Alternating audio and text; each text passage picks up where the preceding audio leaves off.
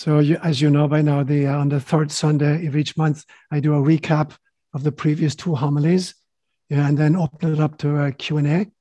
And so I've been taking themes from my new book, Setting God Free. And this month I focused on the first part of the book, which is Setting Psychology Free. And so this reading is from page 60 of that section of the book. For me, Scripture is not a dead book, but a living testament that must be understood by each generation in ways that make it relevant and teach us how to love interpersonally, communally, and internationally. I have been attacked for not taking the Bible literally, and I've been attacked for listening to any of it. I've been accused of both abandoning the Bible by fundamentalist believers and of believing in it by fundamentalist atheists. Do I have disdain for Bible stories? Certainly not. But I do distinguish between A, historical events, for instance, the fall of Jerusalem in 598 BCE, B, stories that malign God by attributing horrible events to his interference, for example, the flood, and C, teaching stories that are sometimes partially based on historical events, but mainly created by the authors to promote an outcome. Whether that intended outcome is to justify slavery and excuse genocide, or conversely, to promote the unity of all people. Just as the writers of J, E, D, and P edited and redacted the earlier versions in order to guide their people in their ever-changing circumstances, so too must we for our times. Otherwise, the Bible is a dead document, an ancient artifact, a paleo-curiosity whose proper place is in a museum together with Stone Age tools. The Word of God is not just a noun. It is a living, vibrant verb. When God famously answered Moses' query about his name, he said, Ehia Ashir Ehia, I will be who I will be. So who will we allow God to be in this 21st century? And what beautiful truth will we harvest from her word? The biblical writings come from a people trying to make sense of their experiences, attempting to create cosmological, theological, and historical stories that offer meaning to the past and a compass for the future. Words inspired by God. There are parts of Ireland in which Gaeilge, Irish, the Irish language, is still the mother tongue. Typically the southwest corner, Cork and Kerry, and the western shores, County Galway, and the northwest, County Donegal. And as a small boy in primary school and in secondary school, I spent a lot of my time in villages in those areas because I was raised bilingually. And I spent a lot of time in three villages particularly. In County Kerry, a place called Dunchuin, where Gaelic was the mother tongue. And in a village in West Cork called ÓLaoire, where Gaelic was the mother tongue. And another village called Bélo-Hongairig, or in English, Ballingeary, where I spent a lot of my summer holidays. And I always remember in Ballingeary, in the summer of 1960, I was 13 years of age and I learned how to swim. And it was a huge breakthrough for me. There was a river flowing through it, and there's a whole bunch of us kids inside in the river. And for years, I pretended to swim. So I put my head in the air and do a kind of a breaststroke. And I'd have one leg, the left leg, kicking furiously behind me, and the right leg straight down, hopping along the floor. And so here I am in Ballingeary. There's a whole bunch of kids in the river. And I'm doing this, my head stuck up, and trying to do an imitation breaststroke. And my left leg is kicking wildly behind me. And my right leg is on the floor of the river, hopping along as best I could. And all of a sudden, I find a space where my foot can't reach the ground, some kind of a hole in the river bottom. And all of a sudden, I'm actually swimming. And I couldn't believe it. And I raised my right leg, and I started kicking with my two legs and my hands. And all of a sudden, I'm swimming. It was one of the great experiences of my childhood. And looking back at this stage, I realized that I had discovered an element of epistemology. Epistemology is how do we know what we know? And there are three ways, basically. You can know what you know because somebody told you, some expert told you. a scientist or somebody on TV or a teacher or whatever. Or you can know stuff because you experienced it for yourself. Or you can know stuff because you figured it out for yourself. And there I was at age 13, epistemologically discovering how to swim through my own experience and through figuring out that if I took my second leg up, maybe something would happen.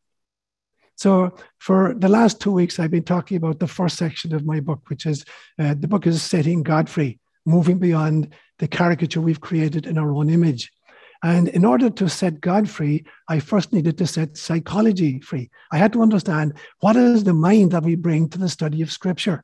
So before we can understand what God means to us or what the Scriptures mean to us, we have to understand, how the mind works. So the entire first section of the book is Setting Psychology Free. Now, I give the analogy then of, imagine that you bought a brand new jigsaw puzzle, thousands of pieces, and you brought it home and you took off the cellophane wrapper from the box. And then you went out to work in the back garden and your young child, a 3-year-old, opened the box and scattered the pieces all over the house. And your dog joined in the fun. And your dog found a cornflakes box and he shredded it into 100 pieces and they're mixed in to the other pieces. And you come in after 2 hours and there's this mess of cardboard all over the house, in the bathroom, in the bedroom, the kitchen, the dining room. And you look and they all look the same, because on one side, they're just brown cardboard. And on the other side, they're colored cardboard. So how do you go about, dealing with this situation? So the first thing you got to do is you got to collect all the pieces, no matter what they are. You visit all the rooms and you collect all the pieces. And that basically is epistemology. It is your data collection, how you access information. But then, having gathered all the pieces, you have to distinguish between the pieces that really belong to the jigsaw and the pieces that belong to the cornflakes box. And that we call, psychology or philosophy, we call it ontology. Figuring out what's real, what are the real pieces, what's truly a piece and what is not a piece. And then when you've discarded the cornflakes box pieces, you now have the real pieces of the jigsaw puzzle. Now you've got to create the picture on the box. And we call that cosmology. Cosmology is arranging your belief systems in some kind of an organized, consistent framework to meet any situation you find yourself in. And that's the mindset that we have to bring to bear, faced with any situation or any reading material, and particularly in reading the Bible. We have to bring a particular kind of mindset to gather the data, to decide what's true and what's not true, and then to organize what we believe into a coherent philosophy or spirituality. And that was the attack I took in kind of writing this book. The first section then was, I want to understand the mind that we bring to the study of the Bible before we can meaningfully talk about the Bible itself. And so what I said about epistemology is just that epistemology is, how do we know what we know? And as I say, we know it in one of 3 ways. Either some expert or authority figure told us, and we believe them, or we had an experience of something, like, for instance, the taste of rum raisin ice cream. Nobody can tell you what that tastes like. You've got to have the experience. Or, the survival of consciousness. If you had a near-death experience, then you know interiorly what is true. And the third way we figure stuff out is we figure it out for ourselves. We put pieces together and we create a kind of a philosophy. And that's how you figured out how to swim in Balangiri. So that basically is like epistemology. That's what it means. And then ontology is, how do we then decide what are the real pieces of the jigsaw and what belongs to the cornflakes box? And we call this ontology. And Thomas Aquinas, the very famous, probably the greatest theologian, philosopher of the Catholic Church, in the 1200s said, nihil est in intellectu quod non ante fuerit in sensu. There is nothing in the intellect which is not first in the senses. So he believed that all information is drunk in through our sensorium. And then we have to make a decision about what to believe and what not to believe. Now, I disagree with him, because I think there is information and data which is gathered outside of the sensorium. Like, for instance, Carl Jung famously said at one stage, intuition is via the unconscious, it's perception via the unconscious. And certainly psychic gifts like telekinesis, etc., or telepathy, they don't depend on the sensorium. But let's stay with Thomas Aquinas for a while. Nihil est in intellectu quod non ante fuerit in sensu. There's nothing in the intellect which is not first in the senses. So having drunk in all of this information, Thomas Aquinas says, faced with any proposition, whether it's a scientific proposition, a scriptural one, a psychological one, or a political one, Every single person has to either decide to believe it or not to believe it. So there's some kind of a discernment that takes place. The very famous Ignatius of Loyola in the 1500s, when he was training the Jesuits to be spiritual directors, the primary talent was, he called it de discretionis spirituum, discerning among spirits. So figuring out of all the propositions you hear, which do you choose to believe and which do you choose to discard? And that the issue is, there is no such thing as a self-evident truth. If there were a self-evident truth, there would be no contrary opinions on the matter. I don't know of any topic anywhere on which there are not contrary opinions. So truth is not self-evident. And so I've had my own definition of truth, which I've shared with you many times. For me, there's a difference between truth and fact. Something can be a fact, but not true, and something can be true, but not a fact. Because for me, my definition of truth is something is true if it transforms me and aligns me with God. And something is ultimate truth if it transforms me radically and aligns me permanently with God. And I've given you the example of the Good Samaritan that Jesus told about a man who was mugged and left for dead by a priest and a Levite and rescued by a Samaritan. And Christ asked the question, who was neighbor to the man who fell among robbers? Now, if you check that story out, with the priests, and the Levites, it might not have actually been, actually factual. But was it true? In the sense that it transformed anybody who was listening to it, then it was very, very true. So truth for me is that which transforms and aligns with God or aligns with love. So that's what I had to say about ontology a few weeks ago. And then I looked at cosmology. How do we organize our beliefs into some kind of a philosophy of life? And the problem is that for the vast bulk of us, our cosmology is unconsciously acquired. We got it from teachers, from parents, from the mass media, from priests, from scientists. And so it's unconsciously acquired. And when you put us in any situation, it is unconsciously accessed. And so we're living, being driven by a philosophy which we're not consciously aware of, a kind of a knee-jerk reaction to specific instances. Now, all the great teachers said that is no way to live life. Socrates said famously, the unexamined life is not worth living. And Gautama Siddhartha would say, I am Buddha, I am awake. And Jesus would say, if the householder knew at what stage the thief was going to break in and steal, he wouldn't have gone to sleep. And so it's about being awake. So we have to constantly, re-examine our cosmologies and decide what is worthy of holding on to and what needs to be discarded. Now, the problem is we don't know what we don't know. So it's like we have pieces of the puzzle, but we're not aware, that there are maybe other pieces that we haven't recovered yet. So I think I've picked up all the pieces of the puzzle and I've discarded all the cornflakes box pieces, but I don't realize it that there's a whole bunch of other puzzle pieces that the child has messed and put someplace else. But we don't know that until we start assembling the jigsaw puzzle. So the problem is we do not know what we do not know. And that's a major issue. So we're like people. I created this analogy a few years ago for you. Imagine everybody you've ever known, including yourself, live in this gigantic room, this concrete room, to which there is no egress or no ingress. There's no doors and there are no windows in this huge big place. There's only some kind of a lever set into the wall. And when you press the lever, it discharges mincemeat into the room. And that's what you live on, the mincemeat.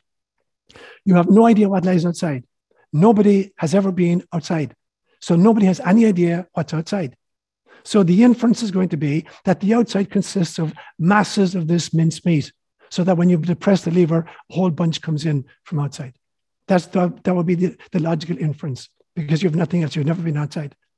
Now, in reality, what's outside there is a farmer with a herd of goats and sheep and cows. And there's a pasture land out there, and there's a river out there, and there's a mountain out there, and there are trees out there. There's an extraordinary world out there, but you're not aware of that. And every so often, the farmer comes up with a cow and pushes it into a mangle, and it mangles it into mincemeat. And when you press the lever, you get mincemeat. And you're presuming that it's just mincemeat outside. Now, that's the problem we have. The cosmos is like that. We've never been outside the cosmos. And so neither our sensorium nor our science can ever deliver unmangled reality to us. So in order to have an adequate cosmology to deal with life, we need to go transpersonal. We need to go trans-temporal, step outside of time. We need to go trans-spatial, step outside of space. We need to go trans-rational. And I don't mean irrational, I mean trans-rational, to go beyond rationality itself. So that's what I talked about 2 weeks ago. Last week, then, I picked up on the topic of revelation and biblical inerrancy. So when we hear the word revelation, particularly if we've been raised in a scriptural tradition, we think that revelation means information that came directly from God, which could not have been known in any other way. But the truth is, revelation simply means uncovering that which was previously hidden. So there's a very big difference between what is unknowable and what is simply unknown, or between what is invisible and what is simply not visible. You know, the soul is invisible. The sun is not visible after sunset, but it's not invisible. So there are things that cannot be known, and there are things that are unknown but can be known subsequently. So before May 29th, 1953, nobody had ever seen the top of Mount Everest. And then on May 29th, 1953, Tenzing Norgay and Sir Edmund Hillary crested the top of Everest. And now that which was previously unknown is now known. So revelation is not just, what's directed from God, which we couldn't ever know under any circumstances, and what is just temporarily hidden. But even if God is revealing stuff that we couldn't figure out for ourselves, that divine revelation happened thousands of years ago. It wasn't made to you. You're not the one who sat down and started writing scripture. So there's a long, long, long lineage of people whom you were trusting. Your teachers told you that this book was inerrant, and you believed them. And they believed it because their teachers told them, and their teachers told them. So there's a long, long, long, long, long, long line of people, authorities, who are claiming that this book is inerrant. But none of the people who are teaching it were there at the beginning. They're not the people to whom the revelation was made. And so again, we have to depend on Thomas Aquinas' dictate that you have to discern for yourself. You have to exercise this discriminatory faculty of yours as you read this book, or any book for that matter, and think critically. Because there have been historical aberrations, politics got into it, and the original texts were formed in a petri dish of much more barbaric times. And the truth is that it is not a book. In Greek, the word for the Bible in Greek is ta biblia, which means the books. There are 66 of these books in the Hebrew Scriptures, in the Protestant version of the Hebrew Scriptures and the New Testament, and there are 73 in the Catholic version of that.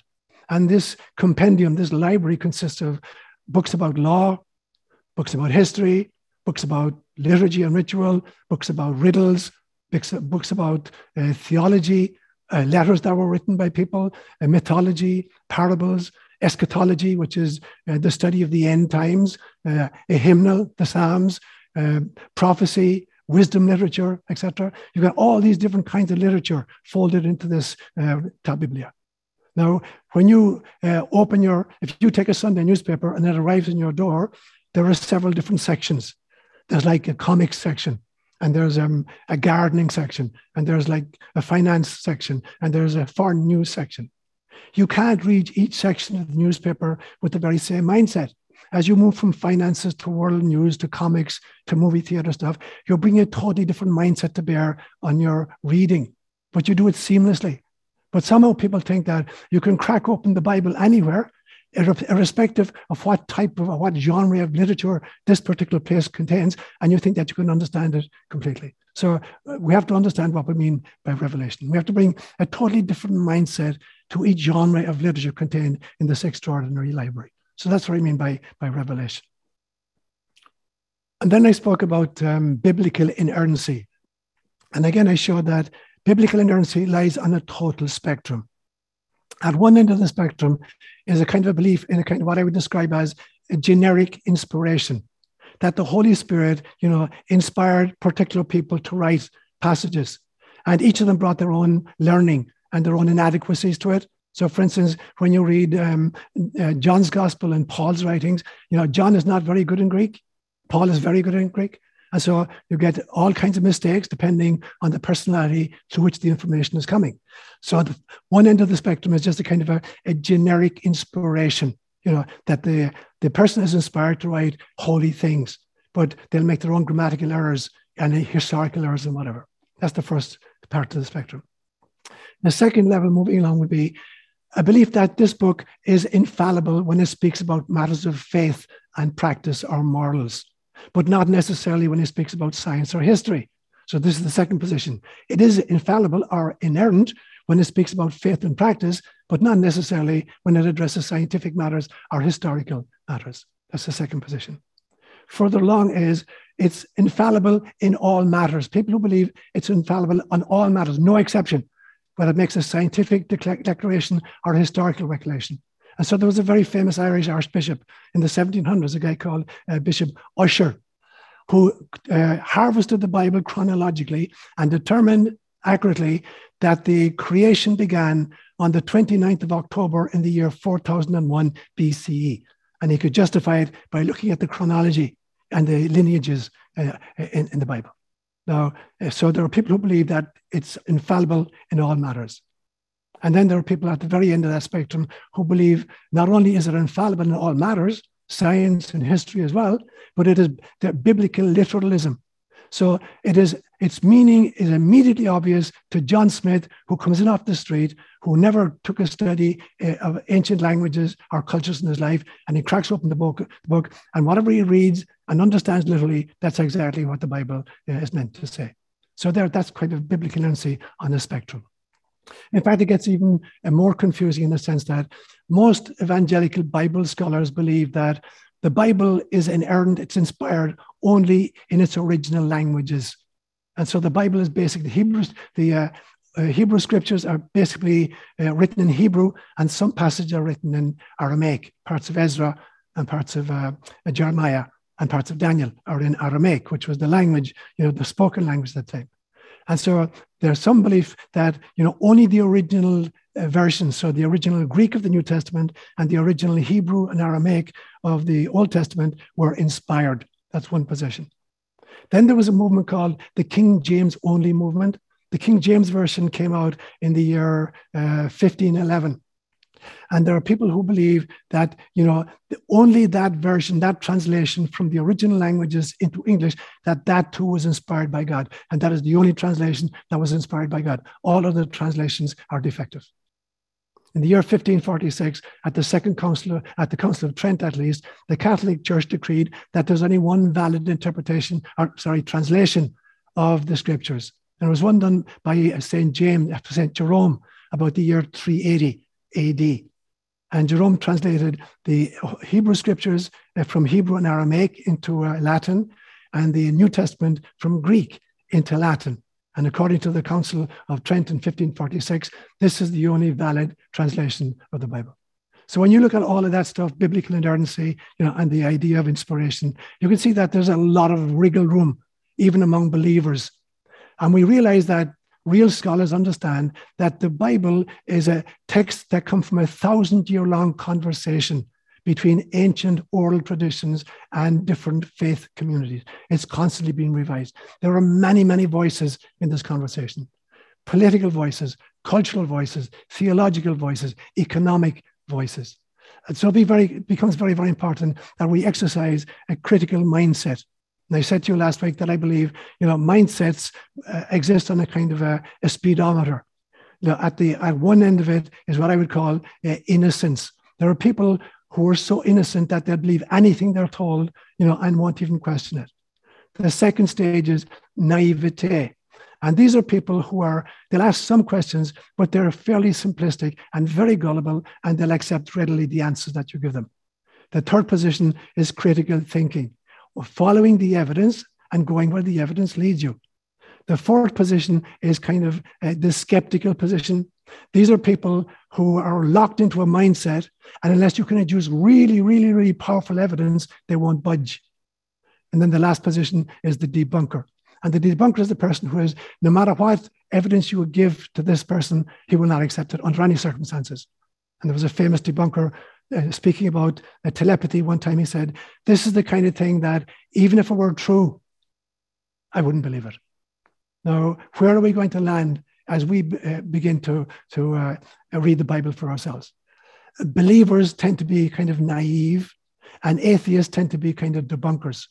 The ideal is to become a critical thinker, to be open and follow where the evidence lies. There was a very famous debate again in the Middle Ages, one group saying, credo ut intelligam. I believe in order that I may understand. So you have to start with the Bible and believe the Bible, and that helps you to understand life. And the other group was saying, intelligo ut credam. I understand in order that I may believe. So you either have to start with, credulity in the Bible being real, and then build your life journey and your science on that. Or you start with your intellect and you look what makes sense to you, and then you understand the Bible by bringing that mindset to bear on it. Or the third way, as I suggested, is we need to go transpersonal. We need to go trans-temporal. We need to go trans-rational, and we need to go trans-spatial.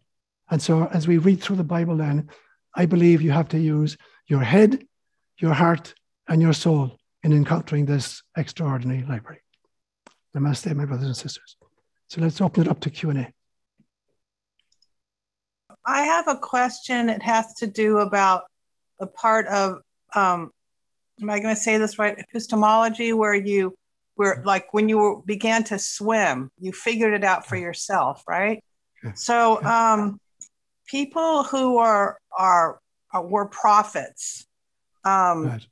Were they getting, and your definition of prophet is a little different than, say, the Bible's one, but you say prophets are trying to prevent the future, right? Like future, right, whatever. Right.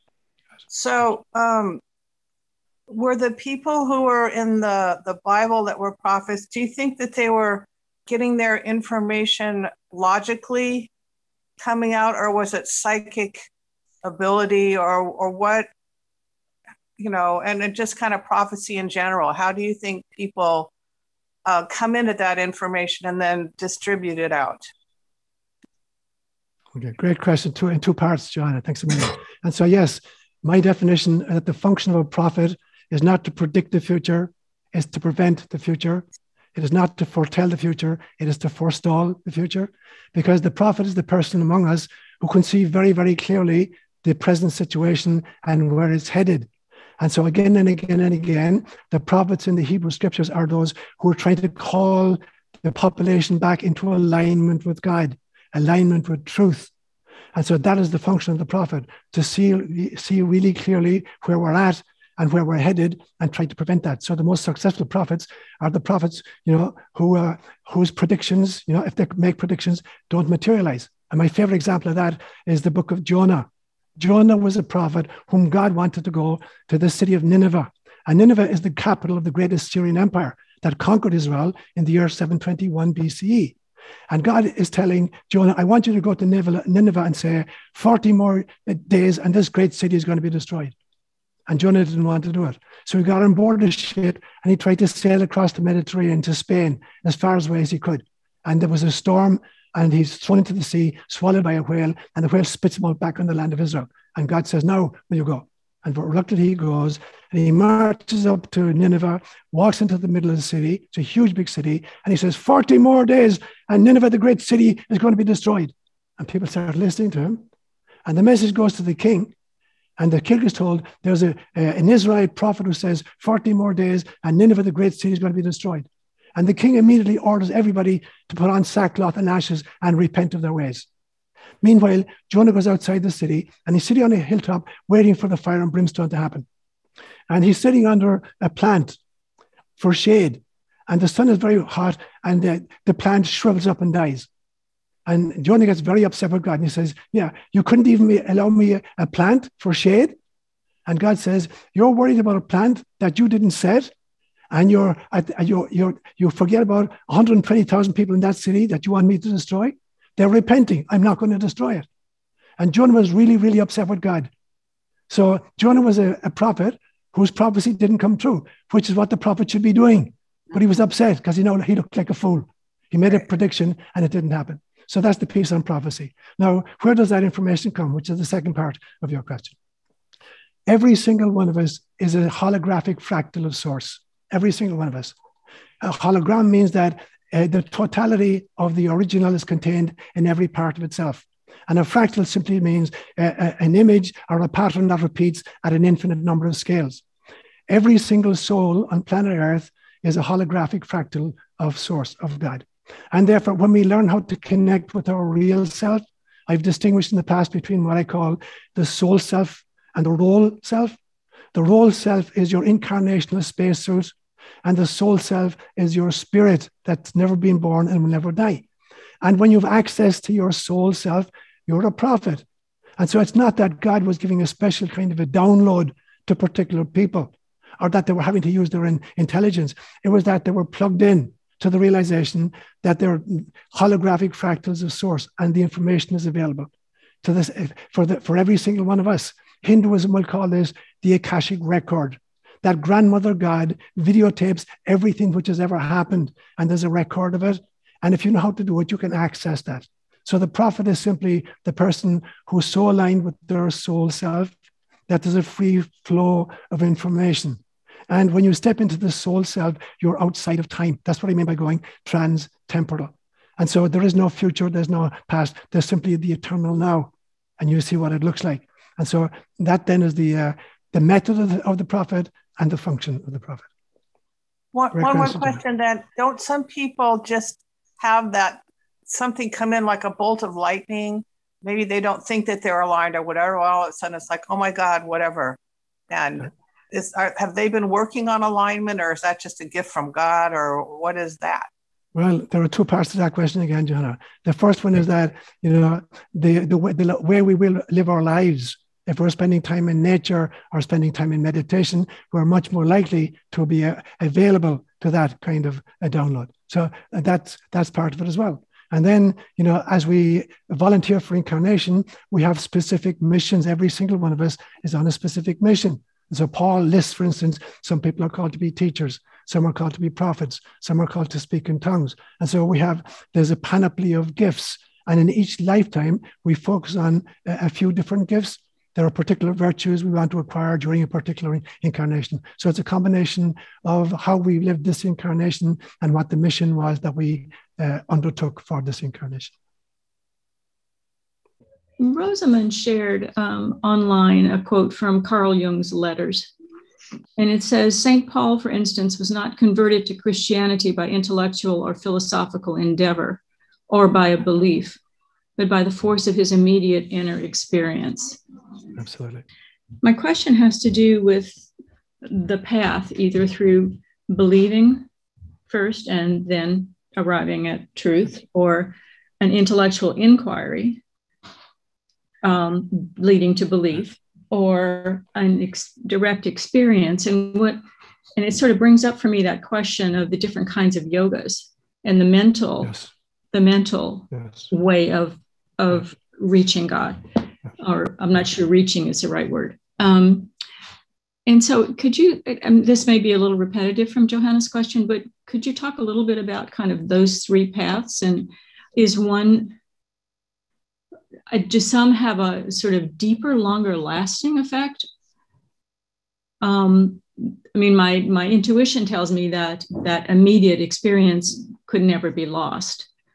But I wonder if in some of the other ways it could be a more circuitous path. It's a great question. Does that sound like a question?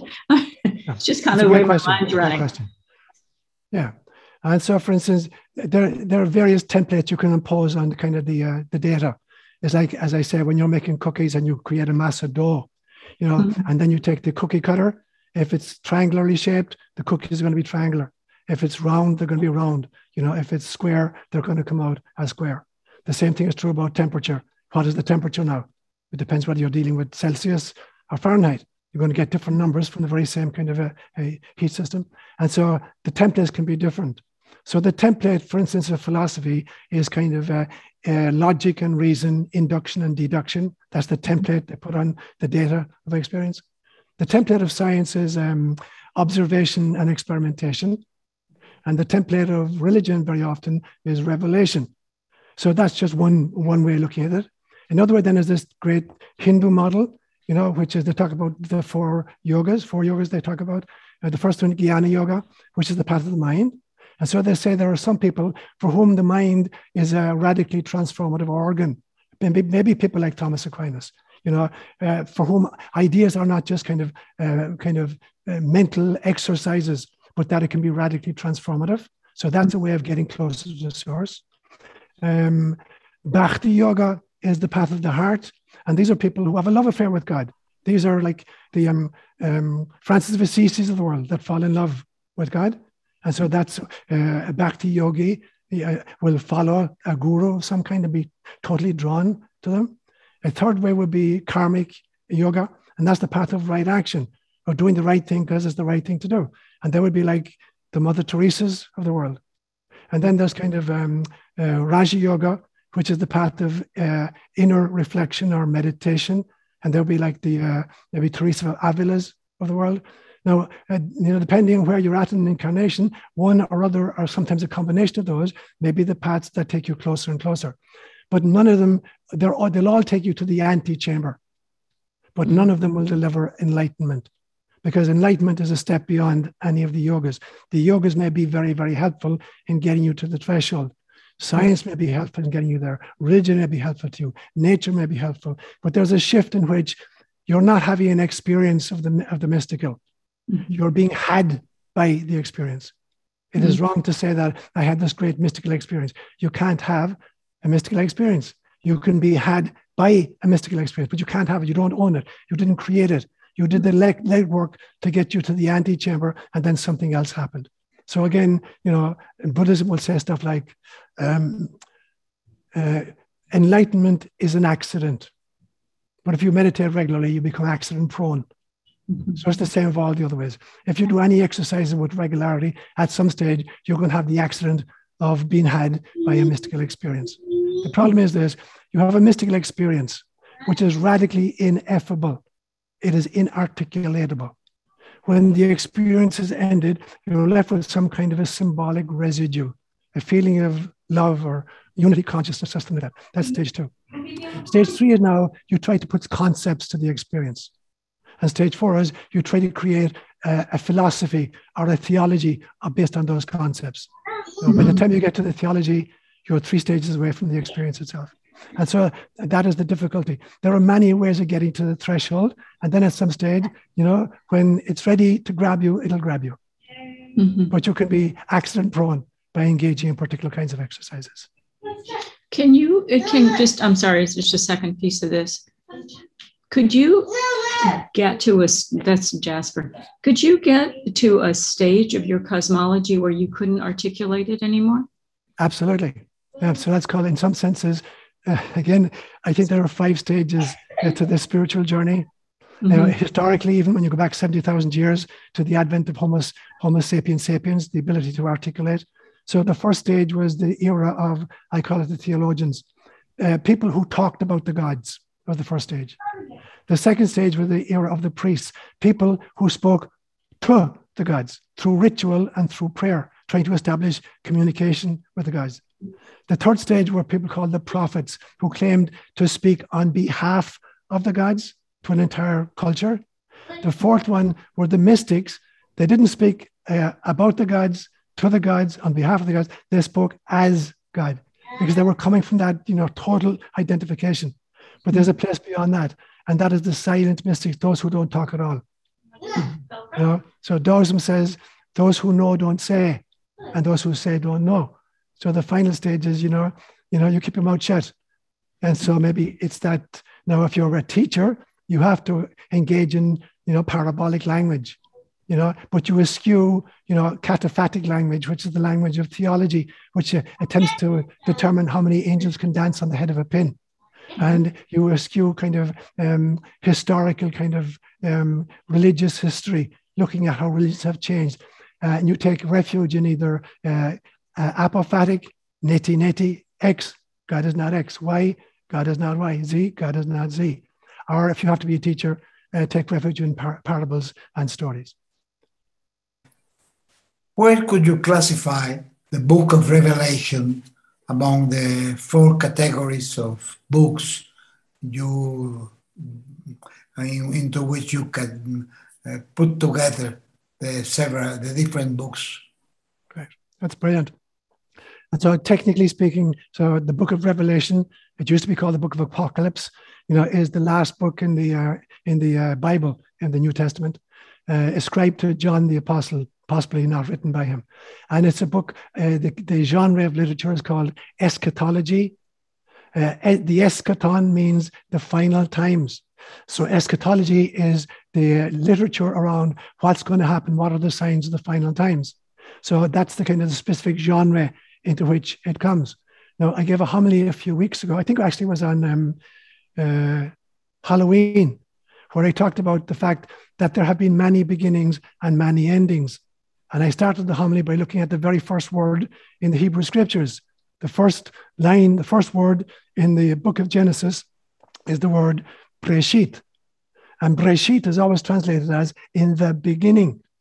But that is not an accurate translation of Breshit. If they had wanted to say in the beginning, they would have said Bareshit, but they didn't say Breshit. So Breshit means in a beginning. And so in that homily, I talked about the fact that there have been many, many beginnings and many, many endings. And when you look at kind of Hinduism, you get the same notion, the notion of Mahayugas. And when you look at the mythology all over the world, including Mesoamerica, the very famous Popol Vuh that came out of the Mayan culture talks about, many endings and many beginnings again and again and again. So my own particular belief system is that this book of Revelation is reflecting upon what had been a real ending in a previous epoch. And now in the time that it's been written, there's a second iteration of the same phenomena. And it would appear to me that we're in another iteration of this same phenomenon. And so I would put the book of Revelation as an eschatological genre, which talks about the end times, not as a final ending, but as a particular kind of ending. And I gave the example coming from geology that when you look at the fossil record, about the year 541 million years ago, there was what's called the Cambrian explosion, that the fossil record is inundated with new flora and new fauna that never appeared before that. So there's this huge outbursting, as if God was making a huge creative effort 541 million years ago. Now, about 250 million years after that, there's the Permian Extinction, where 95% of all marine life got wiped out and 75% of all terrestrial life got wiped out. So again and again and again, even when I look at the geological record, and I look at the kind of the scriptural record, and I look at the Hindu record, and I look at the mythologies all over the world, there's this notion of a cyclical nature of time. When there are new beginnings, there's a growth period, people are more loving, then we take each other for granted, then we start making war with each other, then we destroy the environment, and finally there's some kind of a wipeout. Now, I think John, or whoever wrote this book, is attaching himself to that kind of understanding of the periodicity and their cyclic nature of time. It is not necessary that it only happens once and that's the end of everything. If it were to happen, it would be the beginning. God or nature would throw up a brand new version of life on planet Earth. And I told you many times about a vision I had many, many years ago, where I saw souls standing in front of God and volunteering for incarnation. And one great soul, whom I call Gaia, volunteered and said, I will go to the third rock from the sun in that particular solar system, and I will breathe life until I throw up a life form which is capable of understanding its own divinity and ipso facto the divinity of all other creatures. And it feels to me like Homo sapiens sapiens is on the verge of that. If we break through into what I've called Homo spiritualis, or else we destroy ourselves, and we're going to have to start from scratch again. Planet Earth is going to have to start from scratch and throw up a new species that hopefully will make the breakthrough. So when I think of the book of Revelation, I'm thinking of it as a cycle of times, not just a linear progression to a final end. So I've been pondering this for some time. We know in the exchange between God and Moses, when Moses asks, who is this? And God says, I am, or I am that I am, or I am who I am. In other words, transcending all names.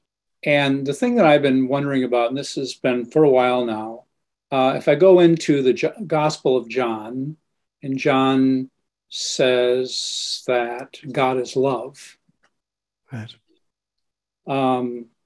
So we know God is love, and I think all of us probably experientially just know this. There's no higher state or place to be or experience.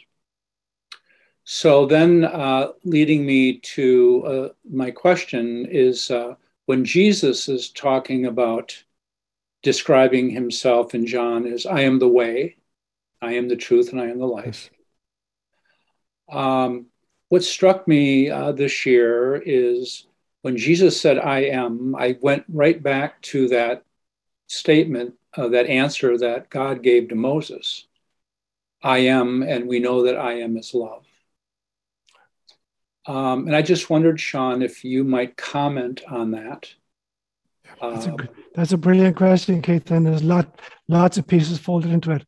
So the first thing is, whatever translation you give to that phrase, in the actual Hebrew, it says ehia, ashir ehia, which is actually translated more accurately as I will be who I will be. There is no present tense of the verb to be in Hebrew. You cannot say in Hebrew, I am. You have to get around it by what's called cycle around it. So, for instance, in Hebrew, if you want to say I am the king, you say ani melech, which means me, king. Now, it's the same in some of the African languages I learned. There is no present tense of the verb to be in Hebrew. There's a present tense of all the other verbs in the language, and there are other tenses of the verb to be in Hebrew, but not the present tense. So if you choose to translate it as I am as a present tense, I agree totally with you that it is your I am the essence. And we find this in the great Hindu tradition as well. Tat Tvam Asi, thou art that. The essence, isness, is the I amness. Now, what God is saying in some senses, whatever the occasion warrants, that is who I will be. That is how you will discover me, or that's how I will reveal myself. And so it becomes important then that God has the latitude to appear in any guise, in any circumstance whatsoever, and is not bound down by human theology or human expectation. And so I look at then at Jesus, taking this phrase, and I am the way, I am the truth, I am the life, those beautiful statements in John's Gospel. And I remember I was giving a Lenten retreat in Palo Alto about 25 years ago to the Presbyterian Church in Palo Alto. Had asked me to give a series of 7 lectures during Lent. And I chose as my theme, will the real Jesus please stand up? And I was putting a lot of work and meditation into kind of preparing these lectures. And on one stage of preparation, I had this real vision, and I had an encounter with Jesus. And I said to him, are you the way, the truth, and the life? And he said, yes, because the way is love, and the truth is love, and the life is love. And then spontaneously he said, and the Buddha is the way, the truth, and the life, because the way is love, the way, the truth is love, and life is love. And so I formed the opinion that I agree totally with you, that God is love. If you were to try to shrink it down to one phrase or one kind of ability, it would be love. So I see love as the beginning. And then love, or God, gives birth to twins. One is called light, and the other is called logos. Now, we know from physics that all matter is simply frozen light. Everything that exists in the physical universe is frozen light. And logos is the frequency that gives form or shape to matter. And so it is the logos that becomes, an oak tree. It is the logos that becomes a bunny rabbit. It is the logos that becomes a human being. So when we read at the beginning of John's Gospel, in the beginning was the Word, and the Word was with God, and the Word was God. All things were created by him, and without him was made nothing that was made. And then the Word became flesh and dwelt among us. So now you have love giving birth to light and logos. And light and logos dance, and they give birth to life. Everything which is alive is a dance between light and logos. And the entire objective of life is to learn how to laugh. So the first sign of enlightenment, I believe, is laughter. There's a great story, I think it's in the Gnostic Gospel of Philip, where Jesus comes out of the Jordan having been baptized by John, and he starts laughing at the inanity and the illusion under which people are living. Now, it is not a derisory laughter. It's the laughter of realizing, oh my God, I've lived in this world, in my case, 75 years, and I lived in this total illusion. And now I see, and I laugh at the inanity, where I put my priorities. And now, the first stage of laughter is laughing at myself. And the second stage is to help people laugh at their own illusion. So I call these the 5 L's: love, light, logos, life, and laughter. When you were throwing out tenets earlier on when you were thinking of your own cosmology, I couldn't help but think about the whole idea of infallibility in the church, and the infallibility of the Pope. And, I can't go down all the popes, but I know we had some pretty rotten popes in the history of the Catholic Church. And some, some that were even our more recent popes, I would question some of their thinking. But I feel that now we have a Pope Francis, who, to me, his major message is love. And I'm trying to put all that together in terms of that question of infallibility, or whether infallibility even makes that much difference. We have someone who is the leader of this universal Catholic Church, but maybe what difference does infallibility make? And I think that what he has to say is very important, and I hope that his message of love can get through a lot of narrow-minded parts of our church, which are becoming more and more repressive in some areas. And I know, he's having a tremendous battle to just stay alive. As he said, after he was ill, he said some of his opponents would have hoped that he died. So he's not shy about expressing the struggle that he's having to bring this message to the forefront. Anyway, what do you feel about that? So the first thing to realize, Teresa, is that it took the Catholic Church 1,871 years to figure out that the Pope was infallible. That happened at the First Vatican Council with a lot of pressure, because Pius IX was under siege. He was losing Italy, the Papal States. And when you actually read the proceedings of Vatican I, you realize those who were against declaring infallibility, including the very famous British aristocrat who came up with the phrase, power, what was the phrase he made? Power corrupts, and absolute power corrupts absolutely. And he was a very staunch Catholic himself and was totally against this movement. And so this doctrine of papal infallibility was rammed through in 1871. It took them 1,871 years to figure it out. And it's only been used once ever, in 1950, when Pius XII declared the Assumption of Our Blessed Lady, body and soul, into heaven. That's the only time it's ever been called upon.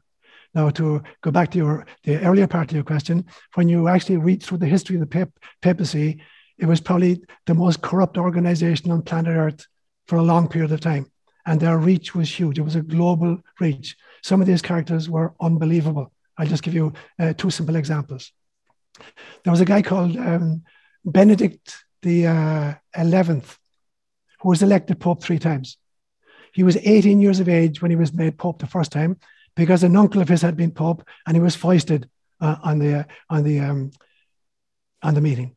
He was a total reprobate. And at one stage, he decided he had enough of it. He wanted to marry his first cousin. So he consulted another uncle and asked, is it permissible to resign the papacy? And the uncle said, yes, it is. So he resigned the papacy on one condition, that he would continue to receive Peter's pence every year for the rest of his life. Peter's pence is a donation made directly to the Pope every year by Catholics all over the world. He insisted that he be paid that every year for the rest of his life. So he resigned from the papacy. His uncle got himself elected then in his stead. And then he went to woo his first cousin, and she told him to take a hike. So now he's not a Pope anymore, and she doesn't want him. And so he appealed to the Holy Roman Emperor in Germany, and they organized an army, and they marched on Rome, and they deposed the uncle, and they imposed Benedict again, and he took the name Benedict XI the second time. And he was so corrupt that the people rose up and drove him out of the city a second time. And he organized another army, came back in, and got himself elected a third time, and he kept the same name, Benedict XI. Now, there was a guy, allegedly, who was infallible. There was another guy way back about the year 1059, I think, who died, and he was declared a heretic, posthumously. And so the Pope who succeeded him decided to hold a heresy trial. So they disinterred the body of the guy who had died, and they dressed him in full pontificals, and they sat him on the throne of Peter, and they had a deacon stand behind him answering for him, and they interrogated him, and they found him guilty of heresy, and they cut off his 2 fingers that he used to give the papal blessing with, and they threw him into the Tiber. But the body got caught in fishermen's nets and was pulled out and reburied by some of his followers. And the Pope got to hear of it, and the body was disinterred a second time. Now you can imagine the status now. It's been fished out of the river twice and been buried twice. Dress him up in full pontificals. I don't know if he was using underarm or whatever. Interrogate him for a second time, found him guilty, and they cut off the other 3 fingers and dumped him into the Tiber again. So this is the kind of the tradition of our infallible popes. Now, talking about the present Pope, it is very important, I think, to allow history to determine, because it is very difficult to know the ins and outs of any regime and to find out who was pulling what strings for what purposes.